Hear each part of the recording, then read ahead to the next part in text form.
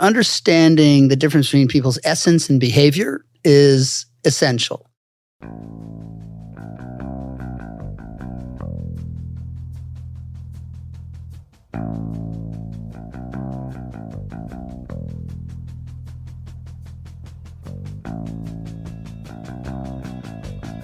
So we're going to change it up a little bit. So we have a guest that's joining us today. So I want to let you introduce Jeff Breck. So but what I love actually is that having Jeff. Thank you for coming out here.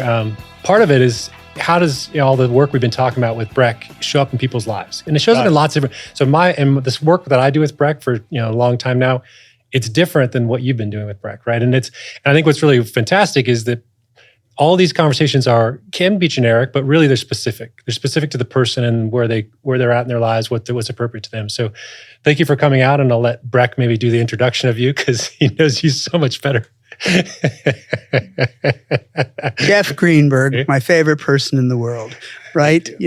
We have been friends for over 30 years. Over 30 years. Actually, I've known Jeff as long as, or maybe longer than I've known Jen, I think. Longer than Jen. Yeah. So, and Jeff, when I was leading big seminars, he came in, I was leading like a 350 person weekly seminar, and Jeff had shown up and had been struggling in different ways in different areas, and I don't know. I think he probably heard, because at that time I think it was like 85% women and 15% men that were at this weekly seminar.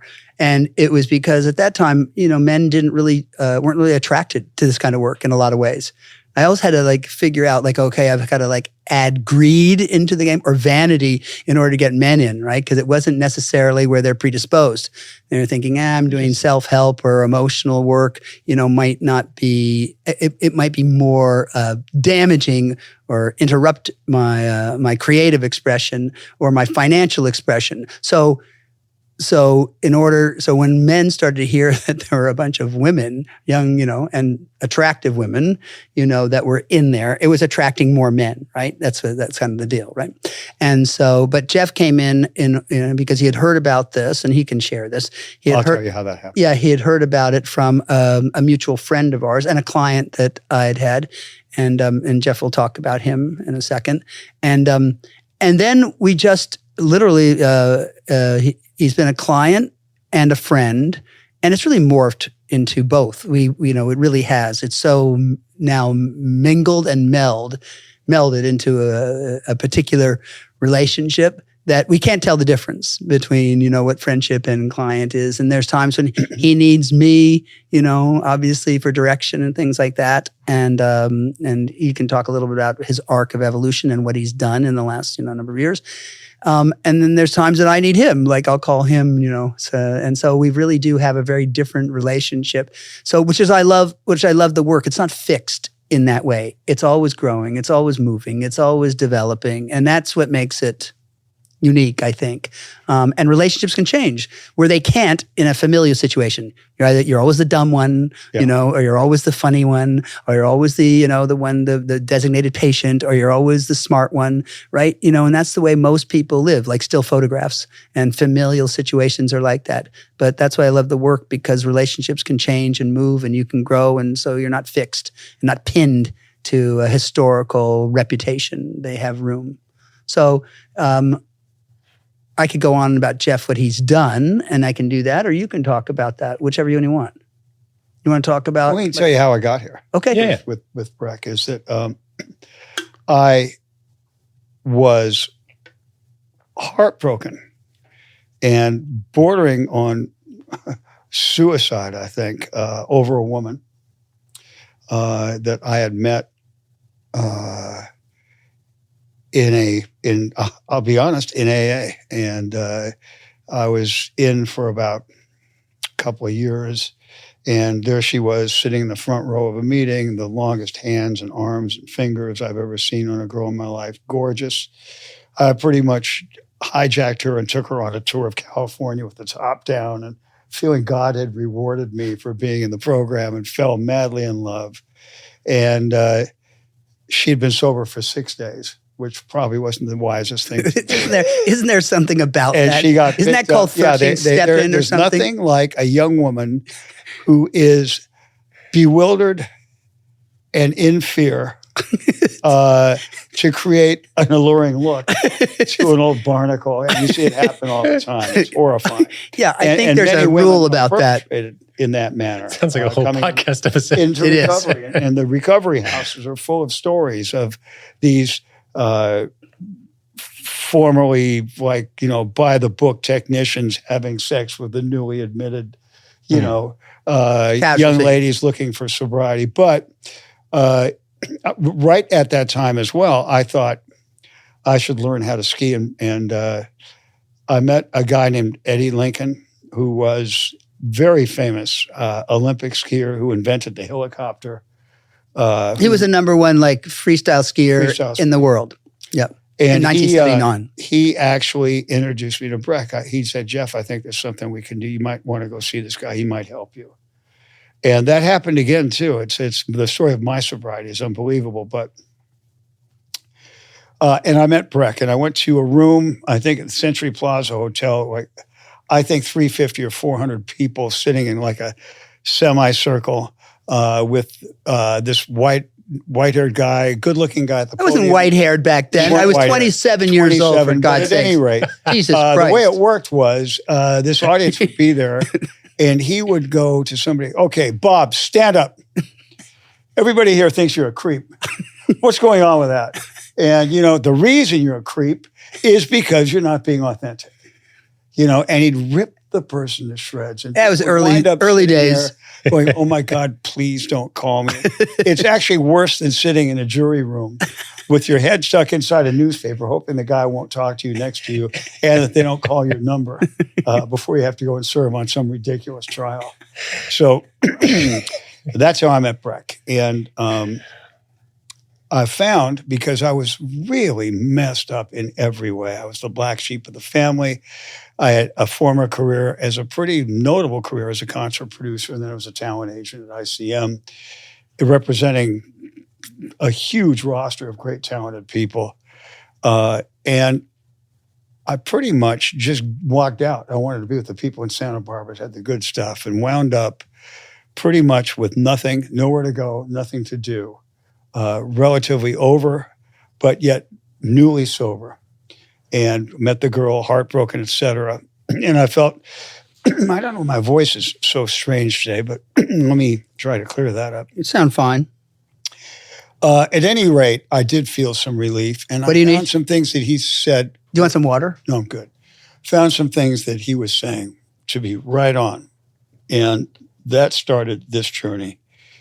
And I often say now, I have the most phenomenal life, which is beyond belief for somebody like me who really never completed anything. And I was tricked into sobriety by a dear friend who would call me up and say, hey, we're in the studio and there's a bunch of people you used to know when you ran the Greek. And I would go, that's great, but I'm busy. And then he'd call up and say, hey, there's a girl here we told her about. And there's a party tomorrow night. She's going to be there. I went, oh, okay. And that's how I got sober.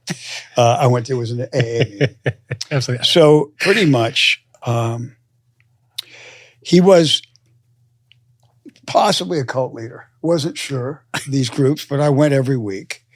And I started noticing between that and my sobriety and things changing a bit. It was pretty amazing. So instead of getting into the boring detail of all that, at one point, I didn't know what I was going to do. And I came to Breck and said, what do you think I should do? And he said, maybe travel, maybe something like that. And I went, okay. And then shortly after that, a very attractive girl that I had met at the Greek, and like every attractive girl I ever met, they just became my friend, which was always a drag. But she said, can you help save the place that I grew up in? And her father had started this formerly very notable recording studio. And it was a similar thing that when I got to the Greek was a place where it was all Harry Belafonte, pretty much. And cultural things all the time. Jimmy Niederlander of Niederlander Company was his company. They were running it for the city, had a long-term contract with the city, and we couldn't book anybody. I mean, hey, we're at the Greek. We'd love to have you guys here. No, we're playing Universal Amphitheater. I couldn't believe it. And I went to a friend of mine who was a writer for Rolling Stone and a notable music critic named Bud Scott. I go, buddy, we are so screwed. I can't get anybody. He goes, well, you should take a look at this thing in Europe maybe, this Blondie and the Talking Heads, which I think I bought for some stupid amount of money. And they came. It was one of the biggest openings in history in LA at the Greek. And suddenly I'm this concert guy and everybody, oh, wow. And we actually turned it around. Their publicist was getting lots of press. Our publicist was getting none. And yet he's one of the most famous Hollywood publicists of all time. So many things happened along these lines. But it started the journey upwards towards... Talk about Julie Hormel and what happened. And Julie and I came in and took over the Village. And but what the Village was like. But what the Village was like. Was a dump. It was over with. Remember, it was 1995. There was a guitar player for Steely Dan, had a room upstairs, and I borrowed his Polaroid at the time to take pictures because we wanted some talent. We started calling people and saying, hey, we took over the Village. It's the Rolling Stones and Fleetwood Mac did their records here. And everybody said, that's our parents' music, man. That's no good. That sucks. And I went, oh my God, we're really dead. Because I quit doing the industrial concerts I was doing. And I go, my God, we're dead. And I get a call from a guy, hey, my name is Bill. Will you send me a picture? And I borrowed Skunk Baxter's Polaroid. Went out and took a picture of the outside of the building because the inside looked so shitty. And the building is a 1920 Masonic temple. And sent it to this guy. And that guy, Bill, turned out to be Billy Corgan, who came in and did Melancholy and the Infinite Sadness. Smashing Pumpkins. And it put us on the map again. It started us back. And yet, in the past 26 years, I've been there. We've rewired and repiped and rebuilt every room. And the place has taken a great turn as being considered one of the all-time great studios in the world. And before I got there, so many of the greatest records had already been done, But it was basically It was a crack house at that, Everybody was there to take advantage of this guy, Geordie, who was very eccentric and very wealthy. He was the heir to the Hormel meat fortune. And quite eccentric and eclectic, as I said. And so little by little, we started putting one room after another together. And I started to call Breck about business ideas and business decisions. And I'll never forget, when I first walked in, there were all these disgruntled people. And I call them ponytails. There's still a breed that exists of a balding guy with a gray ponytail that used to be in the music business, and they're all embittered. You can see them all over the place. Oh, no, they're everywhere. They're all embittered. I call them ponytails. They're still walking around and, I did this with Jim Morrison back in 1965. And they really appreciate that too. Oh, no. Being talked to like that. Oh, these guys are so embittered and so nasty, and the business kind of passed them by. They're the same people that said Pro Tools will never work. And then when it started working, they go, I helped invent it. I love these guys. So having been with Breck for a small period of time, I took the 30 employees that were there just waiting to get fired or terminated and sat them down on metal chairs inside the live room of Studio A, which is, among other records, where Steely Dan did most of their records, including Asia and stuff. And I said, you guys don't know me. I'm a former agent at ICM. And Jeff didn't own the Village at this point. No. He was just managing it. Yeah, I just came in to try to turn it around. Yeah. So, and not only that, but I was a concert producer. I'm going that voice again at ICM, at Niederlander. Before that, there was a company in LA, Wolf and Rissmiller Concerts, which is a whole other story. I started managing bands when I was like 18. And we got stay on this biggest conversation. Record deal in history. But I'll get back into that in a minute. At any rate, so I sat these guys on metal chairs at Studio A. You guys don't know me. I've been a manager. I've been an agent. I've been a promoter. I know you've had a lot of coconuts, which is a Breck term that I use all the time to describe most of the people driving around LA now, who are mouth breathing. And, but we'll get there later. And I said, so we're going to make this happen. Do not worry. We're going to turn this place around. I've had experience with big companies. I know what I'm doing. I want your trust. And I think with your help, we can really make this one of the great studios in the world. I walked out thinking, God damn, I am a great motivator. And I used language that I'd heard from Breck. And I really felt that, God damn it, there's very few motivators that have been as good as I just was. And that night, they went upstairs into the auditorium, which was floor to ceiling with garbage. The people, I guess, felt it was important to have old TV cabinets and magazines and everything strewn about. There was nowhere to really walk upstairs because it was so full of junk. And they lit a trash can on fire, hoping to burn the place down. And another good sign of what a great motivator I was that the office that we were using, they had taken one of those Halloween cardboard cheap skeleton things that had the grommets and the arms so you could move and the grommets for the head. And they took a black and white picture of my face and then put it on the skeleton, and then with a red Sharpie, cut my throat with blood drops going down to the floor, and even put another piece of paper on the floor with Sharpie blood marks to make sure I understood what it meant. So apparently I wasn't the motivator I thought I was. We wound up firing almost everybody except for 2 people for continuity, which is a good thing to do if you're going to take over a company with embittered people, and started again. And I've had so many weird encounters with people that were attached to this place because they had no other life, and it was once famous. But it's been a pretty step-by-step process using Breck's language and terminology and the brilliant things that he says, which I truly believe, getting into this right now, I hate the fact that people refer to him as a life coach. Yeah, I agree with that. I think it's horrible because, hi, what do you do? What's your name? Barbara. Oh, Barbara, what do you do? Oh, you're a life coach. Oh, and what training did you have to become a life coach? Oh, Antioch. Oh, that's great. Online. Oh my God, bravo. You clearly have had the life experience and the knowledge of such a variety of situations that you can easily help people. And by the way, I think that renaming yourself, I know you used to be Marcy, but now you're Barbara. That's going to mean everything to everybody because it's clearly a much more powerful name. Yes. And that to me is a summary of a lot of people that walk around calling themselves life coaches. Breck Costin is a completely different animal. And I will tell you that he says things and has insights that no mortal human should or could ever have that I've ever known.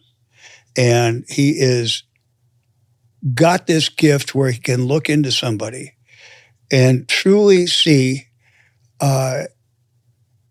energy and essences that are not available for any other human I've ever known to see. And I'll give you an example. There was a seminar I was in, and there was a guy in the seminar who looked like a normal guy, like anybody you'd know. He seemed like a relatively decent, nice person. And the women all started telling Breck, this guy makes me feel creepy. I don't know what it is. There's something about this guy that makes me feel creepy. And remember, this is 1 2.5 hour session that this occurred in. So the people come back from a break, and Breck says, everybody sit down. Bob, I'm using the name Bob. I don't remember the guy's name. What is going on? We're having a lot of the ladies are coming up and saying, there's something about you that makes them uncomfortable. He goes, God, I don't know. I have no idea. It's not my intention. I don't want anybody to feel uncomfortable around me. And Breck, in the way you've seen, since you've worked with him, is that he started, tell me about your childhood. What's going on there? Let's try to figure this out together. And within about 2.5 minutes, this man started to cry. And the room stayed silent. Breck stayed silent. He said, "Oh my God." And Breck said, "Go with it. Go with it. It's okay to cry. What are you feeling?" He goes, "When I was a boy, my father used to put a sack over my head and put a gun in my mouth and take me into the garage and rape me. And I've never even thought about it or known about it till right now." Now, try to imagine what it's like to just be a witness in a room like that with something like that occurring. And so this being in front of us, this Breck Costin guy, is a normal human being when he's not doing that work. But when you witness things like that happen, you go, how in the fuck did this person have that facility to touch something and bring something forth like that in a human? And I've seen it many other times. I'm sure if you've worked with Yeah, I've seen it several times myself. There's no way to really articulate that. But calling this person that could bring something like that about a life coach is a huge, big service to everybody else that calls himself a life coach, and a huge disservice to Breck. There's got to be and I'm pretty good with naming things. And one of these days, maybe between us, we can come up with it. Jeff has always wanted But that is not a life coach. Well, so one of the things I was thinking about when you're saying that is that, I've therapy and other things, people go, oh, that happens in therapy or that happens. But it's not the same in terms of what do you do with it then, right? Because my experience, I could take someone, let's call him Adam, right, and I put him in the similar situation where they've revealed something about their history. And, the tools about, okay, so I've got this, now what? Right. That's what this show is about. This is what we're trying to talk about is how do you move with that in your life, right, as part of your life? Well, that's very astute. Yeah. But it's also this, that I think that really is the kind of the essence of the work is that, kind of understanding the difference between people's essence and behavior is essential, right? And most people are interacting with people's behavior all the time. So they don't get to what their essence is, their commitment. They don't get to what's behind the scenes of what's going on. And so really having that access to seeing what's not being said continually, right? And being able to know that the survival system gives yourself a problem that you don't have and then dedicates yourself to solving a problem you never had in the first place, right? Is an essential component for knowing, no, what you're talking about is not what we're talking about. What you're addressing is not the situation. We need to get to access points that opens up what's really the truth of something. And so that is can't be a therapeutic paradigm, right? But it doesn't have the immediacy and the certainty and the direction, I think that the work has in that ability where it cracks something pretty quickly, opens something up pretty immediately, and everyone gets the benefit. It's a seminar situation, gets the cognitive benefit for themselves cognitively, while the other person gets the organic benefit. They get a physiological move, something in their cells change, right? So if I I use Jeff. So here he takes this, and no accounting for the human spirit. That's essential, right? I don't know how come someone has a spirit to get up day after day after day in the faces of incredible challenges or huge losses and huge difficulties. There's no accounting for that, right? That's not something that I can access. That's something that someone has to bring, right? But if they have that, right, and they're curious and they're open, then that's where, the work comes into play. So when I think about Jeff, he has this indomitable spirit, right? Regardless of physical ailments, structural ailments, environmental traumas, he just has this crazy spirit, and there's no accounting for that. That is people have that, or they don't have that. You came in with it. That's what I'm saying. People have that or they don't have that. Now, with that, the arc of evolution is yes, he's built a state-of-the-art studio that he continues in the face when someone's we don't have any more money, it's challenges, the music business is dried up, blah, blah. He doubles down and invests more. Someone who has courage in those areas. And I'm talking about people who are cowardly in some areas and really brave in some areas, right? And they could be cowardly emotionally, but they could really be brave in terms of financial and risk. So in terms of the village, he'll double down and take risks where other people would be withholding and drawing back, right? So it happens all the time. I watch that, phenomena. Then he's got the state-of-the-art farm. Then, he's healed his relationship with his father, where his father had him pinned as a designated patient and this. And, he's gotten awards from Music Cares and from these big organizations about his. He's been the secretary of the Grammys for, time and again, and he's got a real strong position in the music industry. That wasn't the case when he came in. That wasn't the case. I was completely broken. He was broken, and now he's got this big reputation. And people just adore him, love him, and he then got married to the love of his life, right? Unbelievable. Which is, people would go like, well, shit, this looks like, for most people, they're calling the game at 60. Do you know what I'm saying? And so they are. And so all of these things are, I don't take credit for. I'm in partnership with. And that's the difference that I think the work is. It's not so much coach-client so much. There's really a collaborative partnership that and a kind of systemic relationship and a kinesthetic relationship and a love that takes place in that collaborative way that allows for something miraculous to occur. It's not just, it's not just me or it's not just them. There's something that comes together in that collaboration, right? And that's a totally different. We see that in these groups. That's a totally different phenomena than, like someone who has to be the person or has to be the man or has to be this, as opposed to a collaborative, creative partnership that allows for 1 and 1 makes 100. Right? A different algorithm. I would say that to have a moment occur, such as the one I just described, in a talk therapy situation, may have never come to light in a traditional talk therapy relationship with a guy holding the pen to his lips and going, I'm sorry, we're out of time. There is a way that this work cuts through time. I would say that a moment like that occurred could have taken an entire lifetime and maybe never come to light either. So there is, I think, an otherworldly intelligence that exists within inside of this guy that allows him to facilitate moments like that in a rather fast manner.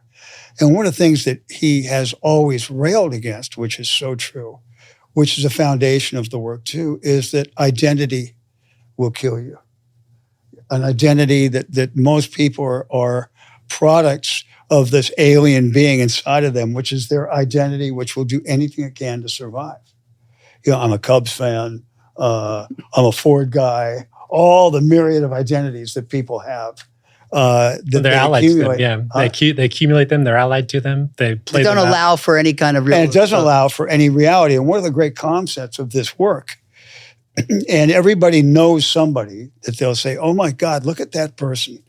Everything good happens to that guy all the time. Especially that guy in Altadena that just won $2 billion. But pretty much, what is it about that person where everybody likes him and all these great serendipitous things keep happening? Well, it would seem to me that those are people that have been able to understand that their identity was never their friend to begin with, and to stay fresh and in the moment, not a burden of your identity, but to be completely 100% authentic in the moment so that you're open to the serendipitous things when you turn the corners and goes, hey, you'd be perfect for this company I'm starting. Or, hey, all those things happen when you're in that state. And of course, people that practice transcendental meditation say that those moments occur to them too. There's different ways to do this work, in my opinion. But having some guy standing in front of you with a red face shouting at you, you dumb fuck, it's not your hair. It's not your car. It's not the way you dress. And you certainly don't have that much money. And you're really not very good looking. So it must be your heart. And guess what? I wonder who we're talking about. That really is the deal. And so, but you didn't see that, right? Like you were seeing all the identities. I'm just seeing all this shit. Why is this fucker picking on me in front of this room full of people? So, but the amazing thing about the work too, which is again something you don't see occur very often, is that it occurs on a cellular level. So you don't really even have to subscribe to it. Yeah. You can just be present to it and changes will start occurring. So again, I propose to have you believe that this is an aberration that we're sitting here right now with. This guy, Breck, who grew up in a very, very wealthy East Coast community, who had everything in the world given to him, who has never had anything other than good things happen to him, who has done a variety of bad things to people inadvertently, and somehow keeps growing. Another great example is as a father. He said one day, my kid has been nervous at night. He's scared going to sleep at night. And Breck says, I sat still, I really examined it, and I realized that was something inside of me that my son is picking up on. So I addressed it and changed it, and the kid's much better, feeling a lot better. And those are not things that you see normal people come up with and become enlightened by and then create a change in. I mean, come on, who thinks like that? Well, he's a constant state of exploration. Say again? You're in a constant state of exploration. He is. He is. Breck is. Yeah. He's every moment's an opportunity to learn. So, however this occurred, and I have ideas of how, he was an actor, he was a pretty boy, he was everything you could imagine, okay? That a fat, freckle-faced, pudgy Jewish kid in LA would fucking hate. He's been a beacon, and I really attribute this work that I've been doing for so long now to enabling me to have a phenomenal life.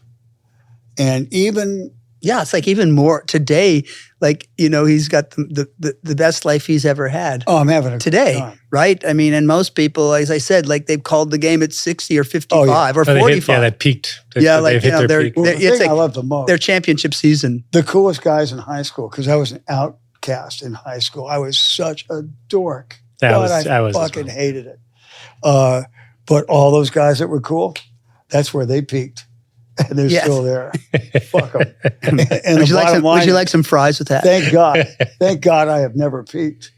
And hopefully never will. Well, that's the great thing about, someone who's a late bloomer. It's good. It's a good thing to be because you keep getting better. Well, the bottom line is that it's truly special work. And it's truly something that when you meet Breck and you watch him in his daily life, he used to give an example, and he doesn't remember this, but early on he would talk about, and this ages me and him, and everybody that's listening that understands who this is, Jean-Claude Keely, one of the world's greatest downhill skier at the time, was a complete schmuck when he wasn't on the slopes. But when he was on the slopes, he was the greatest skier that ever lived. And it's just the way that happens. And there's no accounting for what enables Breck to have these insights and to facilitate the growth that he does in these groups. You're certainly a witness to it. Yeah. And all I can say is that I've been blessed to know him, to have met him in a ridiculous time in my life, and to have the benefit of the thousands of conversations that are available to me, like arrows in a quiver in certain situations, if I'm being dead true and honest to the whole principle of what we do, which is to try to never react out of fear or pain, and to some simple things to make sure that you're not speaking from your identity, which I'm easily hooked on that too. And, simple concepts like when your head goes up your ass, it's almost impossible to pull it out by yourself. I always want to do this sound. But the bottom line is... Well, one of the things that I always say also is that, you your head will go up your ass. That's just the nature of being a human being. It's how fast it comes out is the game. Well, and with all respect to you, it usually requires you to be the practitioner that pulls it out, which is why you probably should get those veterinarian gloves they use to help deliver cattle with. Thank you. But Jeff always says, it doesn't make any sense that you've got this ability. Yeah, it doesn't. It doesn't. I would totally agree. It doesn't. It doesn't. I mean, and yet I don't Because know. it's like you offset versus onset. It's like a totally different you. Oh, Yes. it's totally bizarre, isn't It it? is, yeah. But it's like a and yet- downhill skier, right? Like I'm almost afraid to have him look at it too closely, to be honest. Trust me, I'm because not worried it is about really that. something special. And God, for all you life coaches out there listening to this, please sell dog food or something, because you're probably not really a life coach, because you probably haven't had the experiences that you would need in a life to get anywhere near this guy we're talking about. And no offense, I mean, it's good to call yourself a life coach. And, I'm trying to be a life coach. you might This is awkward. do better making God's eyes or selling crystals in Sedona. But there's a special gift that Brett Costin has that I've never met anybody else on earth that has. So I hope that kind of describes the work. Yeah, you did a great job. And Thank you. that's Thank good. you so much, Jeff. I feel for that. very blessed to be in the conversation. Yeah, Jack, I love having you part of the conversation today, having a discussion about, because it appears every person has it appear in their life differently. We have a couple other people we're going to talk to today as well, and it has such a power, like for you, where you came from, you could have such an incredible life in music, right? But there's other parts of your life that may have not worked out. It took a longer time to turn, right? And there's different conversations. There's some in relationships, there's some in career, there's some in managing businesses. And like you say, it's thousands of conversations. It's you're on the court working out emotionally all the time, building those muscles, for lack of a better word. And I just love that you can give our listeners a bit of a sense of what it looks like on a different person. But one of the things I want to say about Jeff is that, and I appreciate all the accolades, of course, right, and the appreciation and the love. But one of the things about Jeff, no one that I know has the ability to be so publicly intimate and share so intimately. I mean, he's a great public speaker, himself. But no one has that ability to be so human and to share so intimately, like you've heard, right? How he does that, Absolutely, and so heartfelt.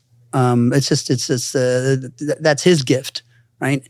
And also he's been like the perennial host. Like no one can host a situation or even a conversation like this, like he can, as he's hosted the village and hosted people, right? But yeah, it's that intimacy is a real gift. Because intimacy is about sharing transparent human expression in a public forum, right? And being fully transparent about that. And that is a gift that most people don't have. Most people are hiding something rather than revealing something, and that's profound for me. The one thing I want to add, if I may, and thanks for that, is there's a degree of fun.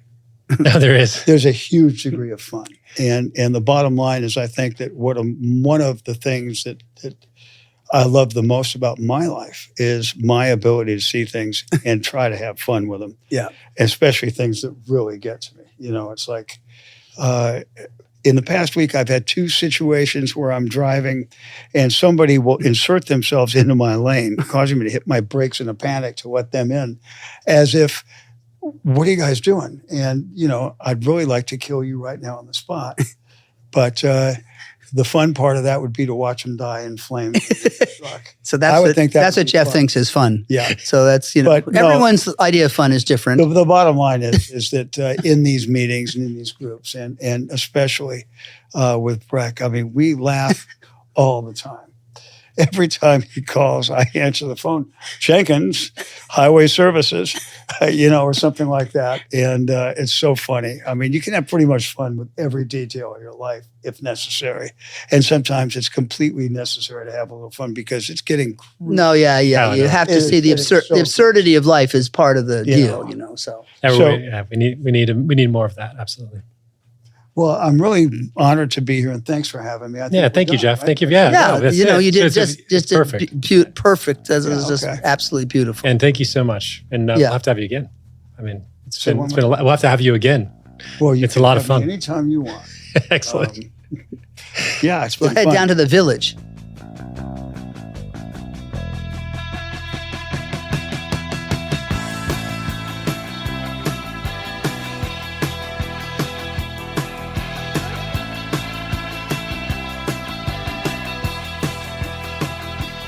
This has been a Gradients production.